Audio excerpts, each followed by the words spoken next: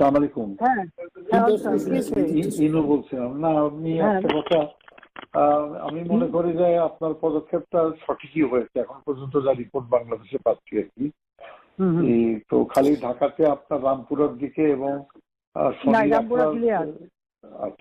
শনি রাখা একটু ঝামেলা শনি রাখায় কিছু মোল্লারাই 41টা খালি মোল্লা না, ওখানে অনেক মাদ্রাসা আছে, ওই ব্যবস্থা নেওয়া হচ্ছে, মাইকিং করতে হচ্ছে। নারায়ণগঞ্জে যুক্ত দিচ্ছে না আর্মিকে, আমরা 36 সেনা নামাচ্ছি। ও আচ্ছা, আমি বলছি ক্যাজুয়ালটির দরকার নাই, ওরা ব্যারিকেড দিয়ে আসছে তো ঠিক আছে, আকাশ থেকে নামবে, তখন 2 পাশে ধরবে। আচ্ছা, মেসেজটা দিয়ে দিতে পারেন। আচ্ছা, যে 36 সেনা পাঠানো হচ্ছে, হেলিকপ্টার দিয়ে সোজা বম্বিং করা হবে। আচ্ছা, ঠিক আছে, হেলিকপ্টার যাচ্ছে উপর দিয়ে মারবে। আচ্ছা, উপর থেকে সাউন্ড বম যাবে আর কি।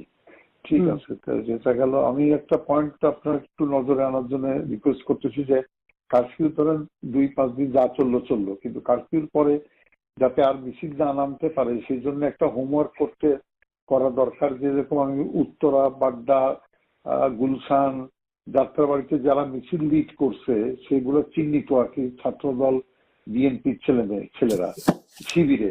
তো সেই ছেলেগুলো মানে ধরেন রিজভিকে অ্যারেস্ট করা বা নূরকে অ্যারেস্ট করা ইম্পর্টেন্ট না, ইম্পর্টেন্ট হচ্ছে ওইখানে গ্রাউন্ডে যে মিছিলটা লিড করেছে। আমি আমার কুষ্টিয়া জেলাতে এসপি সেভাবে অলরেডি তালিকা করে ফেলছে, ওখানে কোনো সংঘর্ষ হয়নি। একটা ছররা গলিতে খালি একজনের পায়ে লাগছে, উনি ম্যানেজ করছে। উনি অলরেডি কম্পিউটারে বসে ছবি দেখে ছেলেগুলোর তালিকা করতেছে। তা আমি বললাম যে ছেলেগুলোকে আজকে রাত্রের ভিতরে পিক আপ করে নাও, যাতে মিছিলটা লিড না করতে পারে। আমি ঢাকা শহরের জন্য বলছি যে আপনার গোয়েন্দারা নিশ্চয়ই এই তালিকাটা করতে পারবে যে উত্তরায় কারা।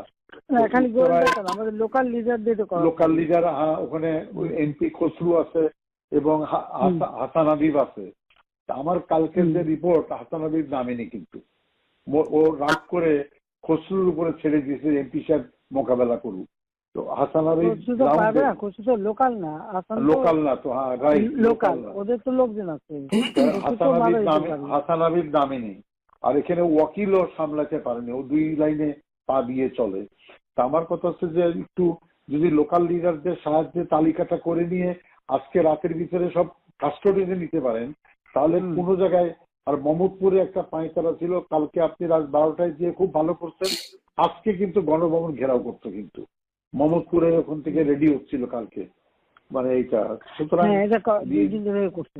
ডিসিশনটা খুবই কারেক্ট হচ্ছে মাননীয় প্রধানমন্ত্রী।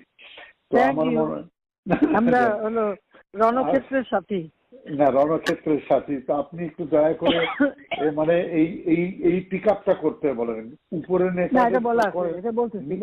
ওইটা একটু হোমওয়ার্ক করতে বলেন, করে অ্যারেস্ট করে ফেলতে বলেন আজকে। মানে সদিয়ে অ্যারেস্ট করে ফেললে আর মিছিল করার লোকটা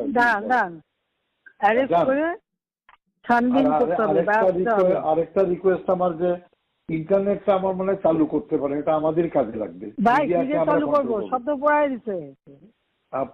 ডাটা সেন্টারও পুরাই দিচ্ছে, ইও পুরাই দিচ্ছে, এখন ওই নতুন তার জোড়া লাগতে হবে। তো এটা হলে আমাদেরও মানে এই যে আমি যে কথাটা বলবার চেষ্টা, আমি 71-এ 8টার সময় যাবো, একা কথা বলবো। আমি বলবো যে সরকারের সঙ্গে কোটা আন্দোলনকারীর কোনো বিরোধ নাই, সরকারের সঙ্গে বিরোধ হচ্ছে নাশকতাকারী বিএনপি জামাতের। আপনি বলেছেন এই জিনিসটা প্রোপাগান্ডায় আনতে হবে। যদি ইন্টারনেট থাকে, গণমাধ্যম দিয়ে আমরা পুরো নিউজে ফ্ল্যাট করে দিলাম যে ইন্টারনেট পুরাই দিচ্ছে জীবনে। আমি তো আর আনবো না, যদি অন্য সরকার আসে তখন আনবে। আমি দিচ্ছি ইন্টারনেট, ওরা পুরাইতে থাকুক, ওইটা চলতে হবে। বাংলাদেশে অন্য সরকার আসবে না, আসুক না, আমি যাচ্ছি এখন। না জামাত সাহেব ওটা যারা আপনার যেখানে লোক আছে তালিকা গুলি আপনারা করান, আমরা করাচ্ছি। এই ক্লিয়ারে জামাত শিবিরের আবার মেরুদণ্ডটা ভেঙে দেন ঢাকা শহরে, একেবারে এক্সপোজ হয়েছে আর কি। একটু দেখেন। আর আমি বাদ বাকি আমাকে যেটা বলবেন আমি ইনশাল্লাহ করবো আর কি। না ওই কোনো তালিকাগুলি অসুবিধা একটু করায় ফেলান আর নিজেদের জি। লোকজন যেটা আচ্ছা। এই সুতা যা পারেন ওই শিবির যে কটা আছে যা আছে সবদূর পারেন ওই আচ্ছা, দাম আর বুঝছি জন্য আমি। না হ্যাঁ, নেই। বুঝছি ওকে আমি, হ্যাঁ বুঝছি। ঠিক আছে আচ্ছা জি, আসসালামু আলাইকুম, আচ্ছা thank thank you. You thank you.